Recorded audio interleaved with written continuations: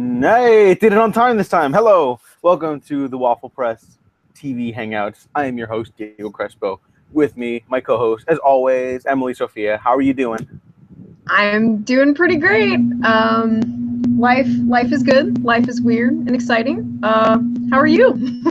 I am doing mostly swell. It is like record heat in LA.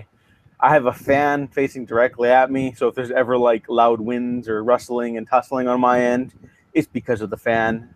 I don't really care because it's hot and I like living. So, we'll just keep up with that. Before we get into Game of Thrones, because that's pretty much all this episode is going to be devoted to, since we missed out talking about episode 8 and episode 9, the big episode 9, maybe the biggest in Game of Thrones history. We're going to talk some movie news. Emily, you have some things to say about stuff.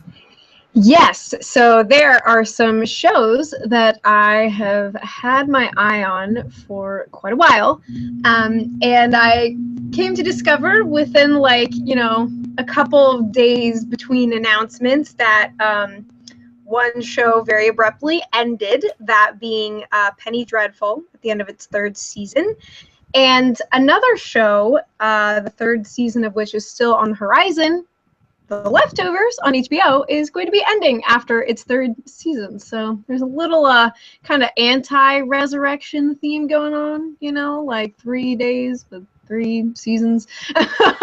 So very, very interesting stuff. It sounds like on both accounts, generally the showrunners are doing what they want to do. Apparently, from what people are telling me, again, haven't seen The Leftovers. It's one that Gayo and I have talked about checking out. It sounds like the showrunners are doing what they want to do, and that it would work with the story. It seems like a lot of people are of the mindset that it's not like a long running show. It's a relatively contained story that they want to follow through to the end, but it just doesn't need to be that long, I guess. So yeah, I'm a little bit creeped out. I still plan on checking out both of them because I have heard amazing things, particularly recently about Penny Dreadful, and the lead actress in that show, and that makes me very excited because I love powerful ladies on the silver screen. So yeah, those are a couple of interesting things. And I guess another thing I'll bring up really quickly is I have heard, now I'm only a couple of episodes into Mr. Robot, the first season, but they're actually adding an after show for Mr. Robot's second season. And it sounds like they're going big. They're I don't know if it's going to be a longer premiere or a longer season. I'm not sure which it was. I glimpsed it very briefly. But it's good to know that at least one of the shows that I'm hoping to check out looks like it's just it's starting to pick up some serious momentum. And what I've seen so far is quite incredible. It's very reminiscent of the good days of Dexter, but not so much Miami. It's very nitty-gritty, dark cyberspace stuff. So quite different, but still reminiscent of the good aspects of that show. So those are a couple of things that are on my mind right now. Still anxious for more American Gods stuff, a series that is coming to Stars, and I'm reading the book, so I am in full fangirl mode, and I have no shame about it. So hopefully you guys plan on checking out that show too. It has Brian Fuller, who is fabulous. Also, there are stories that are currently wafting about the internet about the potential return of Hannibal. There was an interview with Brian Fuller regarding the point at which he and the crew want to reassess and figure out where they want to continue the story and on what platform. But it seems like everyone is still game. The interest and the energy is still there. It's just the timing. So that makes me very, very happy. And it's all still rumor and speculation, but hey, I will take what table scraps I get. So Yeah. that's some TV news stuff.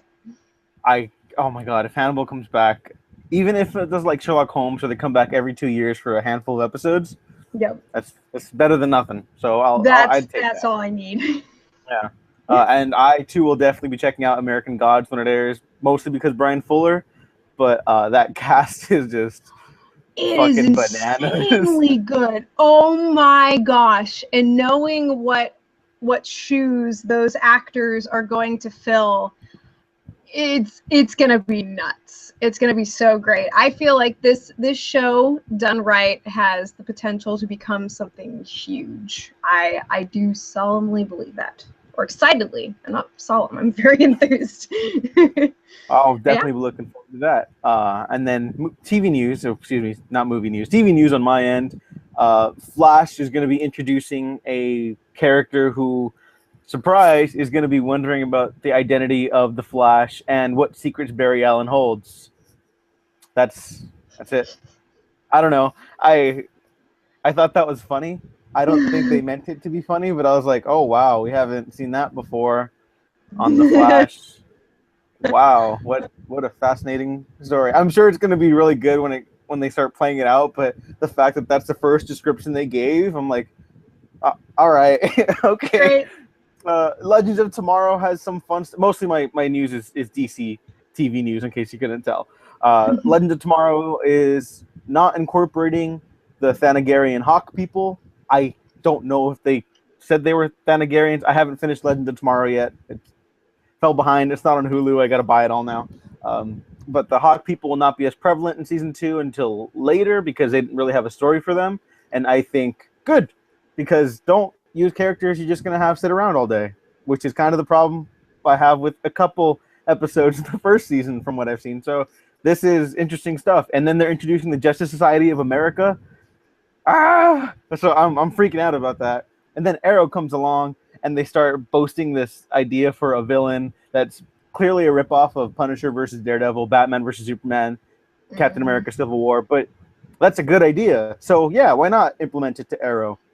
The show got very heavy in the mystical science fiction. No, not even science fiction, just very magical, mystical stuff. And not always to its benefit. But I'm liking everything I hear so far. And then they dropped this news that the person who pretended to be the Black Canary for a single standalone episode of the season, probably the worst one of a season as a whole, is going to be playing Artemis, another Archer character, because Lord knows that show doesn't have enough of them already.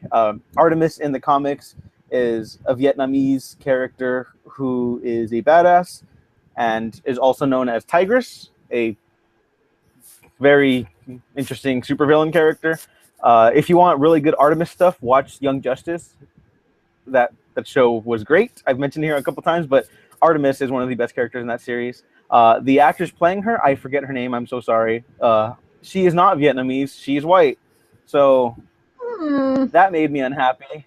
And it's not the same character. It's not Artemis Croc who she's playing, but she's filling that role.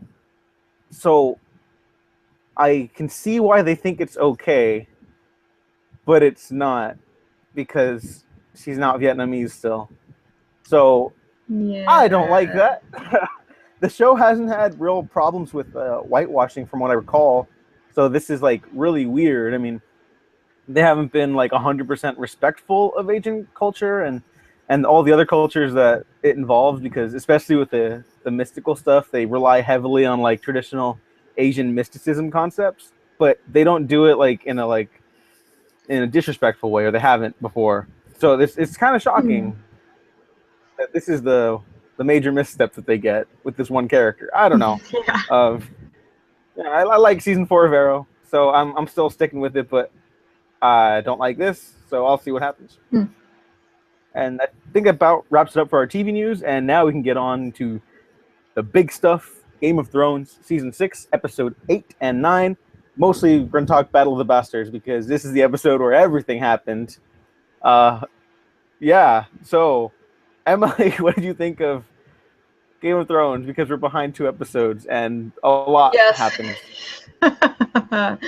Yeah, the episode prior certainly pales in comparison to what we got this week. So I guess, we'll start with the big stuff, and we'll loop around and come back for the rest. But I'm not really a sports fan, but when it comes to watching battle episodes in Game of Thrones, I am on my feet I am screaming, you know, like I'm sloshing my beer everywhere. I was legitimately, I mean, just sitting watching this episode by myself, like I was going insane. I was yelling at my computer throughout. It was just such a bombastic, huge, in your face, visceral episode. And I love that so much of the battle, we were in the midst of it, you know. There were a few times where we got to kind of zoom out and take in the scope of the action and see the different military maneuvers that were taking place. And that was really cool too. But it was so interesting to be kind of thrust into the violence with John's character. And there were points where he was like getting crushed, like almost choked out just from the bodies that were stacked on top of him. It was crazy. So I think as far as like ranking battle episodes go, this one might be one of my favorites just because of how relentless it was. Gosh, I don't even know, like there was so much that happened. I mean, what did you think? We can bounce back and forth on different topics. Oh, I have so many happy thoughts about this episode. I want to mention really quick something that might be perceived as negative, but I promise it's not. Yes. I've heard several complaints that Jon Snow was stupid in this episode. He was, but I think that was the point. Like, he acted emotionally because Ramsay got him. He underestimated his opponent, and he got a bunch of people killed because of it. So I think people saw that like as a writing mistake. I didn't like at all. No. You know, like it was totally like, it made sense to me. I was upset, but not in that meta sense of like, oh, I can't believe they're doing this. Like, really? No, it's like it's in Jon's character to act and behave and feel this way because he's very emotionally driven. He's always been very, very moody, very much in tune with his different senses and feelings, and just in the thick of that, you know. We've seen that in how he struggled with leadership when he was the Lord Commander of the Night's Watch, and he's constantly trying to assess his surroundings. But yeah, he made an emotion-driven judgment call in that moment. I knew it was going to happen. We all did, but that didn't make it bad. So yeah, I did hear a couple of people saying like, oh, it was just so predictable or whatever. And it's like, yeah, that's exactly what was supposed to happen. Like, it couldn't have gone down any other way. The one to step back and try to see things objectively at this point was Sansa, because she has been on that ice cold path to revenge. So I personally loved the sort of balance between their characters. And Sansa did ultimately get a very gruesome final moment in the episode that was, you know, to some extent emotion driven. But yeah, I think it worked for me, honestly. It was really all about the characters throughout. Yeah, that's the big thing about these battle episodes, is that they're very character driven. I think the one at the wall wasn't as character driven, but even then they still have character moments, and that one's also fucking awesome. Yes. No, this one was like entirely driven by emotions and characters, and we'll talk about Daenerys and her stuff too, because that wasn't boring either. Yeah. But the stuff in the North obviously took the precedence. Set the title. It's what the episode's named after. Yep. You know. And I really liked how Sansa actually didn't tell Jon about Littlefinger's army, because if they were there, they would have just gotten all wrapped up in that too, and there wouldn't have been enough of them. Like, because I don't think there were that many more, right? It's just that they swooped in, and they were Jon's able to army, break the line. They were just right there. So it turns out that it was very strategic on her part. I saw a lot of people, some of the early reviewers who were talking about the episode were like, you know, it would have been so much easier, but then it's like, would it? You know, there was a lot of loss of life, and there was a very, very close call with how they got completely and utterly surrounded. But dramatically speaking, that's more entertaining for the audience to see this like bum ba bum, here they come to save the day, and it's so not the kind of thing that you would expect to see in the context of the show even. So it was a nice surprise. It made sense that Sansa would withhold that information. I don't think she likes to be very forthcoming about any connection to Littlefinger, which nobody really should. But it turns out that to some extent things worked out for the better. Yeah. And obviously we got to talk about the direction in this episode. Michael, shoot, I am so sorry I forgot your name, son. But he directed last year's Hard Home as well. Michael Sapochnik, I believe that's how it's pronounced. He is phenomenal. He clearly just earned himself a job in Hollywood because this stuff was just out of this world. I was so invested in what was happening on screen because his direction's really grimy and ugly. Like, you know, like it's about as close to as good versus evil as you get until you get the White Walkers versus everyone, you know? But it's not clean. And part of me wanted it to be more clean just because that's what, you know, in fantasy storytelling, that's what you're used to, good versus evil. Yeah. And this one, it is close to good versus evil because Ramsay's basically a cartoon character and how evil he is sometimes. But yeah, like you said right now, it's messy, it's ugly, and you feel it. Like you feel every arrow going to someone. You feel the arrows going to Rickon even after he's dead, which is just oh my gosh.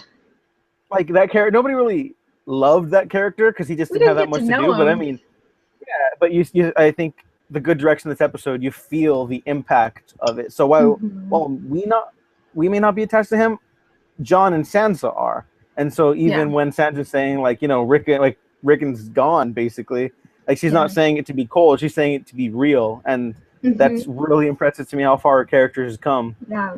Given how emotional she got in the second episode over her dog and all that stuff with Arya and Joffrey. Yeah. And this season's so good again because all these victories, they're so well earned by this point. And it might be quote unquote traditional storytelling, but it's also good storytelling because these are just the natural conclusions for the story. Like these are the most satisfying story routes to go. Like hypothetically, if Ramsay and his army had killed Jon, the wildlings, and everyone there, then what comes of that? You know, like it's not dramatically satisfying. It's like, well, I just wasted all of this time. Yeah. Like if that happened around season 3, like if that was the Red Wedding instead, and it was a battle like this, then that makes sense because you have X amount of story to go. Yeah. Here, you're nearing the end game. You need to start setting everything up for the final confrontations and everything. So yeah, the fact that I was convinced Jon was gonna die like 3 times during this episode, even with that in mind, like going in, I was like, "Oh, Jon's gonna they're gonna win." Yeah, and then like, Jon falls off the horse. Yeah, I'm like, oh, their horses are getting really close, and then he gets saved the last second, and then he's suffocating. He's gonna die like nothing. It's all for nothing, and then he gets saved, and I'm like, oh, I can't do this anymore. Oh Jesus. Man. Yeah. So that's the mark of good direction, and that is the mark of excellent storytelling, or excellent on both counts. That was just, whoo. Yeah, that left me exhausted. I was exhausted by the end of that episode because I was just I couldn't help but be so over the top invested in every moment, because even though you go into the episode with this inkling of a belief that yes, they are going to win, it's that question of at what cost, and it could be any cost, you know. And so just like as soon as we are thrust into the battle with Jon and just completely enveloped, only momentarily coming up for air to see like, oh look, here comes the army coming to surround you and poke you to death. It's like there was a lot of the action was really varied too. Getting to see all the different combat styles, how people fought their way out of every corner that was created on the field. And Tormund got a couple of pretty badass moments too. He bit out that Lord Umber's neck? Yeah, that was one of the Lord Umbers. Yeah. Yeah, that was gross. That was gross, and I loved it. I had a little Walking Dead flashback to that scene with Rick fighting that one guy. Oh yeah, that was great too. Yeah, pretty nasty. But Yeah. Oh, go ahead. I'll get to my sad thing in a second. yes. Yeah. What was I gonna say? I was just watching Ramsey's face throughout the episode, because he is so far removed from all of this. He's just giving the commands, and it was really cool to just see that stark contrast between himself and John, like John, who has come back from the dead and then ultimately comes out on the other side just like caked in blood and dirt. And it was so just like, oh yes, because there's that pasty clean white bastard on the other side, just ready to get his ass handed to him. And I loved their final confrontation when Ramsey was just shooting him and John was just like, nope, punch. That was it was just satisfying. That is the word that I keep using. I was talking to my hairstylist today. We are both fans of the show, and once again, it was another hour of us sitting there going back and forth about this episode. But what were you gonna say? Your sad thing? Well, first, it's a happy thing, because when John 1-1, the giant, and Tormund crawl out of that pile of bodies, and John is just fucking feral. Like, he is just ready to eviscerate Ramsey for everything that's happened already. Mm-hmm. I was like, oh yeah, like kill him. Yeah, get him now. Yeah, and then the three of them just roll up to Winterfell. I was like, oh, this is so cool. This is so cool. Yeah. And then Tormund breaks down the door, and then he gets shot with a million arrows and then dies. And I was like, I fucking hate this show. I hate it so much. I have no reason to like that character as much as I do, but I'm like, yo, you got a giant on your side, and he likes Jon Snow. He's the first one to root for Jon Snow to help him take back his home, and then he dies. I'm like, oh fuck you, you know, like fuck. Oh gosh. Yeah. And yeah, John beating the shit out of Ramsey was great, and I like that he acknowledges, okay, this motherfucker has got to die. But yeah, no, it's Sansa's. By her hands, not mine. Yeah. Mm-hmm.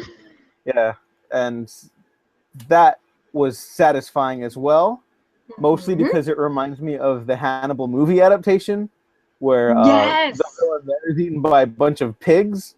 Mm-hmm. Because it's gross too.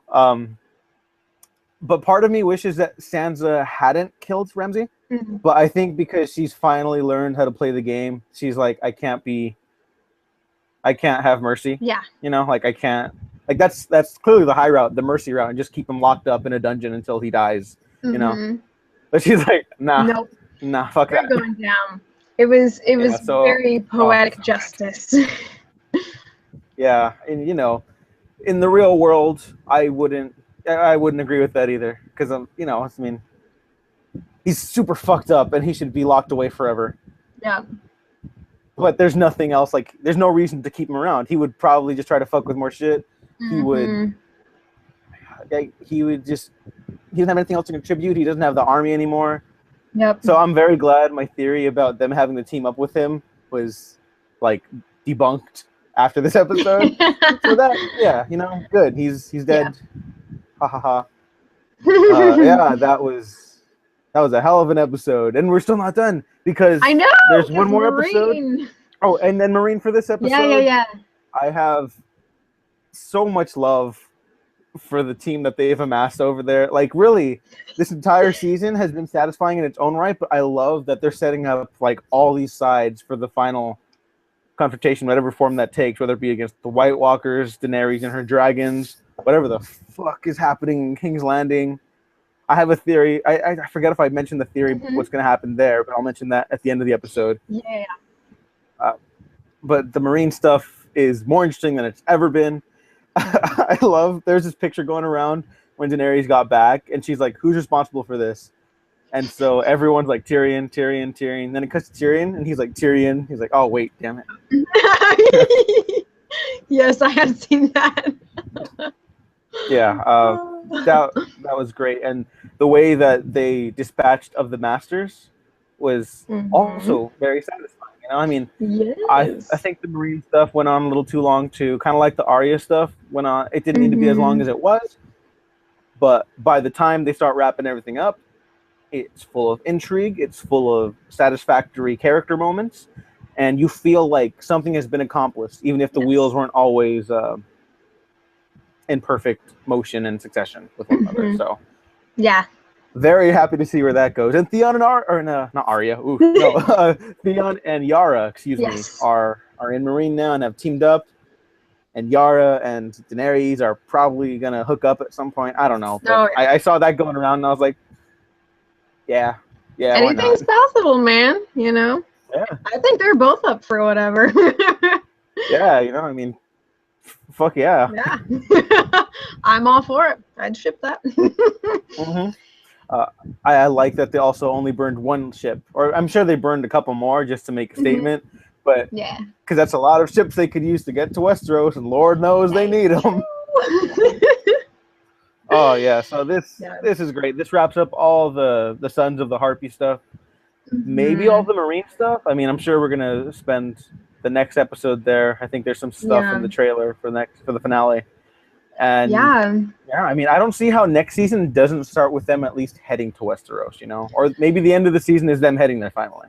That's actually what my hairstylist and I were theorizing, is that one of the last moments that we might see in the finale is them, you know, like sailing off into the sunset or something. I mean, for as cliche as that would be, it's like it's about time. You know, she's got the second son, she's got the Dothraki, she's got the Unsullied. Like, she has massive amounts of manpower. She now has ships, courtesy of the Greyjoys. She could very well be primed and ready to roll, which I wonder what that's going to mean for Tyrion and company. But I'm really glad that she, you know, didn't punish him, or at least not yet, for the way that things went in her absence. But it seems like she has a lot of trust in him, and that they have a reasonable connection. So yeah, I hope that they continue to stay on good terms now that what's done is done and the dragons are out. So yeah, it was very thrilling to get to have kind of these two battles in one where the stakes were relatively low, because I mean, dragons, they're pretty OP, but it was very beautiful to see. It was very exciting and exhilarating. And then we had this down on the ground, super gritty, intense, in your face, like throat ripping battle. And so it was a good balance, and good progress was made. So these are the episodes that we all live for, and that provide a lot of forward momentum. So yeah, next week I don't really know what to expect other than what we saw in the trailers, because there's so many other little things that they could weave in if they wanted to. But it looks like we're at least going to be spending some time in Marine and King's Landing and Winterfell. So the rest is bonus. So yeah, let's talk quick predictions then, because I got one for King's Landing that is going to make me explode if I don't say it. Say it now. I think because Cersei is losing it, and she realizes she's lost everything. Who is Natalie Dormer's family? The Tyrells. The Tyrells are still in play, but Cersei doesn't know that. And so, because I think she's going crazier, when she asked her advisor, or what's his face, whatever, about that thing she has to check it out. Oh, excuse me, there was a fireworks that just went off. Woo! The Game of Thrones has everyone excited here in LA, so just excuse that. Of course. I think she was asking about the wildfire. So, yeah, which is really weird that I was about to bring that up as a firework went off, but whatever. I think that's just a sign that I'm right. So I think she's going to burn the city down, is what I'm saying. Yes. which would make it a lot harder to unite everyone under the banners when the eventual White Walkers make their way south of the wall. Mm-hmm. But who knows? I mean, I think that's going to happen. Oh, and I don't know what's going to happen. I'm just assuming that's happening in the future. Yes. So not for the finale, just down the line. Yeah. They sure like their fireworks today. And final prediction, Varys, I think, has left to go form an alliance with the Dornish. Oh, that would make sense. Give them something to do. Yeah, be like, hey, we heard you guys have some trouble coming up with interesting stories. We just figured out our interesting stories after last season. I can. Why don't you come over to ours? Yeah, Yeah, now that would make sense, because then otherwise it's like the last time we were there. I mean, oh gosh, it was like, wasn't it the premiere or something? Yeah, it was the premiere.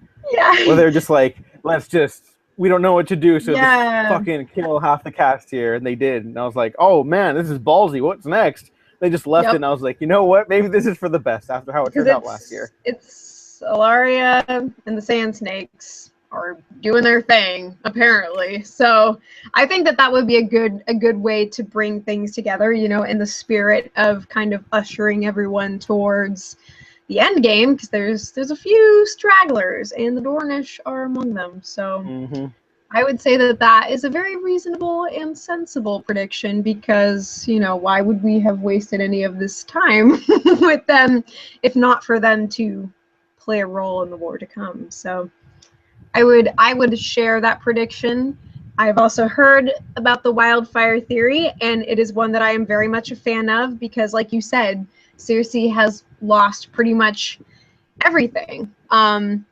Now, at this point, I do recall there was a scene from the trailer for the finale with Jaime and the Freys, and it looks like they're in a dimly lit hall enjoying a meal or something. I don't know, but apparently we're gonna be back in the River Run area and such. So I don't necessarily know what that's gonna mean, but I do think that Cersei is losing it. Pretty much everything that she has been banking on has been taken away from her. We're going to see at least the trial for Loras with the Seven Septons, I believe. Is Cersei's trial still coming, or? I think that's happening then too. Or they might delay it. I forget how long they said it was going to take till they got to it, but it might be next episode. There was a lot that was happening, so we forgot. It might be. Yeah, because she was there when the whole trial by combat thing was made not a thing anymore, and so it seems like I could imagine something big going down with the Tyrells this upcoming week, perhaps. But yeah, I guess my main prediction is that we are going to end with Daenerys riding off into the sunset. That's what I really want. And I shall predict it. So as far as other stuff, I mean, I don't know if we're going to see Arya or Bran or Sam or some of the others in this episode. We might, but I don't know. I mean, they can pretty much do whatever they want at this point. But it looks like the Red Priestess is in trouble with Davos now, so that's a little thing. I think there's going to be a little bit of Winterfell drama. Yeah, now that Davos knows what happened to Shireen, and I'll be curious to see what goes on there, because the Priestess hasn't really had much to do this season other than saving Jon, which is kind of a big deal. But I'll be curious to see what this dawn of a new era means for her, because she's kind of sticking with Jon, I think, because clearly the Lord of the Light wanted him to come back. But as to whether or not she's going to remain in his council, I guess we'll see. I'd like to see more stuff with her, but yeah. Yeah, well said. And this isn't so much a prediction, but just the last time we were in the Freys Hall, things didn't work out great for everyone. Yes. So I'm wondering if there's going to be like a weird role reversal where somehow all the Freys die. Yeah. This season's all about comeuppance, so Mhm. like that would be interesting to me to see how they do that. Like realistically, I'd like to see Jamie, or not realistically, I guess. I'd like to see Jamie just mow them down, just be like, Just "Fuck it, murder you 'em guys are all all. assholes." And it's Yeah. like I'm tired of my family and like our King's Landing bullshit. Just like I'm tired of these fireworks now. But yeah, so that I'd be happy with that. And Yeah, that about wraps up for my thoughts. But anything else you got? I think that's about it. Yeah. All right. I guess I don't think we'll see Arya or Bran. You know what? I I'm think we gonna will guess. see Bran. Yeah. I think we'll see Bran for like a scene, but I don't think we'll Right. see Arya. I don't think we're going to see Gendry either. I'm wondering if they're ever going to bring him back. He's not important to the overall stuff, but I'm just wondering if they're Yeah. ever going to bring him back. Yeah, I mean, there's so many characters. I don't even have like a list of who's going to show up and who's not anymore. But I don't think we'll see Arya next week. Yeah, that's my guess. She's probably gonna surface next season because I'm guessing whatever she's doing, she's in transit, so she'll get where she's gonna go, and I will look forward to seeing her then. But All right, that about wraps it up for us then. Emily, where can the people find you? you can find me on YouTube at Mighty Sophia. It's EM, the word mighty, SOFIA. I do lots of TV stuff on my channel as well, and of course Game of Thrones. So yes, I will be there for the finale. You can also find me on both Facebook and Twitter at Mighty Sophia as well. So those are kind of my trifecta of places. I am actually also on Twitch.tv and Mighty Sophia once again. In the future, I actually hope to be streaming some video games there, so that's going to be a new thing. But yeah, so I guess it's kind of four, not a trifecta anymore. But that's where you can find me. Quadfecta? Is Quadfecta. Yeah, it is. And yes, Quadfecta. Yes, Quadfecta. And over on my end, you can find me on the YouTubes here, the Waffle Press, Diego Crespo. I start doing a monthly type 1 second a day thingy. I also make weird YouTube poop videos that make me laugh because I got time on my hands. Yes. Or I don't have time on my hands, but I do them anyways. Of course, the Waffle Press. Like, subscribe if you like this video. If you didn't like it, like, subscribe anyways, because you might find something you do like. On Twitter, Dago Waffles.